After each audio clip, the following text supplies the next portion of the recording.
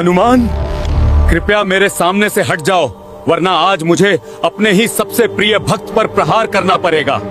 क्या आपने कभी सोचा है कि जिन श्री राम के लिए हनुमान जी ने अपना सीना तक चीर दिया था, एक समय ऐसा भी आया जब उन्हीं राम को अपने सबसे परम भक्त पर बाण चलाने पड़े। आखिर ऐसा क्या हुआ था कि भगवान और भक्त कुरुक्षेत्र की तरह आमने सामने खड़े हो गए थे? इस रोंगटे खड़े कर देने वाले महासंकट की शुरुआत होती है काशी नरेश से। एक बार काशी नरेश एक भयंकर मायावी राक्षस से युद्ध कर रहे थे। क्रोध में आकर उन्होंने एक दिव्य बाण छोड़ा, लेकिन वो मायावी छल से बच निकला। वह बाण सीधे जाकर एक विशाल वृक्ष को काट देता है और वह वृक्ष सीधे महर्षि विश्वामित्र के तपोवन में जा गिरता है। महर्षि की वर्षों की तपस्या भंग हो गई। उनका क्रोध अग्नि बनकर भड़क उठा। वे तुरंत श्री राम के पास पहुंचे और न्याय की मांग की। अपने गुरु का सम्मान करते हुए श्री राम ने भयानक प्रतिज्ञा कर ली। गुरुदेव, आज सूर्यास्त से पहले काशी नरेश को मृत्युदंड मिलेगा। उधर मृत्यु के भय से कांपते हुए काशी नरेश भागकर माता अंजनी के पास पहुंचे और उनके चरणों में गिर पड़े। माता ने बिना पूरी बात जाने उसे प्राण रक्षा का वचन दे दिया और यहीं से खड़ा हुआ ब्रह्मांड का सबसे बड़ा धर्म संकट। एक ओर माता का दिया हुआ वचन और दूसरी ओर प्रभु श्री राम की अटल प्रतिज्ञा। हनुमान जी की आंखें भर आईं। प्रभु के विरुद्ध जाना असंभव था, लेकिन माता का वचन तोड़ना भी तो धर्म के खिलाफ था। संध्या का समय निकट था। श्री राम अपना अजेय धनुष लेकर रणभूमि में आए, लेकिन सामने कोई शत्रु नहीं बल्कि उनके अपने हनुमान खड़े थे। श्री राम ने गरज कर कहा, हनुमान, मार्ग छोड़ दो। पवन पुत्र ने हाथ जोड़कर और आंखें झुकाकर कहा, क्षमा करें प्रभु, आज मुझे अपनी माता के वचन की रक्षा करनी होगी, चाहे इसके लिए मेरे प्राण ही क्यों न चले जाएं। क्षण भर के लिए मानो समय की धड़कन रुक गई। श्री राम ने अपना धनुष उठाया और अग्नि जैसा प्रचंड बाण छोड़ दिया, लेकिन हनुमान जी अपनी जगह से हिले तक नहीं। उन्होंने आंखें बंद की और बस राम राम का जप करते रहे। वो विनाशकारी बाण उन्हें छू भी न सका। एक के बाद एक कई दिव्य बाण चले, पर हर बार वही परिणाम। राम का नाम राम के बाणों से ज्यादा शक्तिशाली साबित हो रहा था। अब श्री राम ने गंभीर स्वर में कहा, अब ब्रह्मास्त्र ही अंतिम उपाय है। आकाश कांप उठा, दसों दिशाओं में हाहाकार मच गया। ब्रह्मास्त्र छोड़ा गया, लेकिन हनुमान जी अब भी अडिग थे। उनके होठों पर सिर्फ एक ही नाम था, राम। तभी आसमान से साक्षात देवता प्रकट हुए और महर्षि विश्वामित्र से बोले, हे महर्षि, इस धर्म संकट से ब्रह्मांड का संतुलन बिगड़ जाएगा।